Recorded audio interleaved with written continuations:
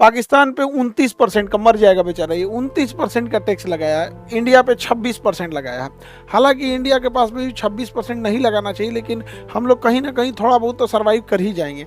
अब बांग्लादेश पे 37% लगाया है, और बांग्लादेश आजकल ज़्यादा उड़ रहा है मोहम्मद यूनिस के इसमें। यहाँ पे बुढ़ऊ तुम्हारा दिन खराब आने वाला है, समझाते हैं कैसे। अब यहाँ पे 37% टेरिफ लगाया है। बांग्लादेश जिन जिन सामानों को अमेरिका को निर्यात करता है, जूट हो गया, सूती वस्त्र हो गए, कपड़े हो गए, टेक्सटाइल इंडस्ट्री, वो सारी चीज़ें भारत भी भेजता है। लेकिन चूंकि भारत पे टैक्स कम है, तो भारत की वो चीज़ें सस्ती हो जाएंगी और बांग्लादेश की वही चीज़ें महंगी हो जाएंगी। तो इस वजह से लोग बांग्लादेश की चीज़ों को खरीदना छोड़ देंगे, क्योंकि उनके ऊपर टैक्स ज़्यादा है। अब ये बुढ़ऊ को बुझा नहीं रहा है। कुछ दिन पहले ये बुढ़ऊ बांग्लादेश से गए चाइना में, और चाइना में जाके क्या करते हैं, भाषण देते हैं। ये चाइना से कहते हैं कि इंडिया का ये जो 7 सिस्टर है, इनको ये 7 सिस्टर को अगर समुंदर चाहिए तो केवल और केवल बांग्लादेश है, और बांग्लादेश इनको गाइड करता है। इसलिए आप आइए हिंद महासागर में इन्वेस्ट कीजिए, ताकि आप इंडिया को इस तरह से काउंटर कर सके।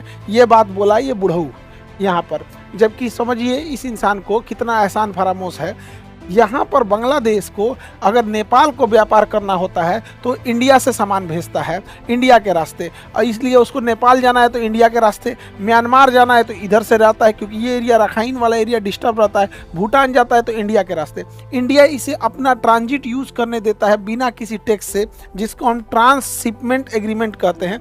अब इंडिया ने जब से ये जाके बुढ़ऊ बोला है चाइना में कि आप इंडिया को आके घेरिए, यहाँ इन्वेस्ट कीजिए, तो हमने इसका ट्रांसशिपमेंट बंद कर दिया।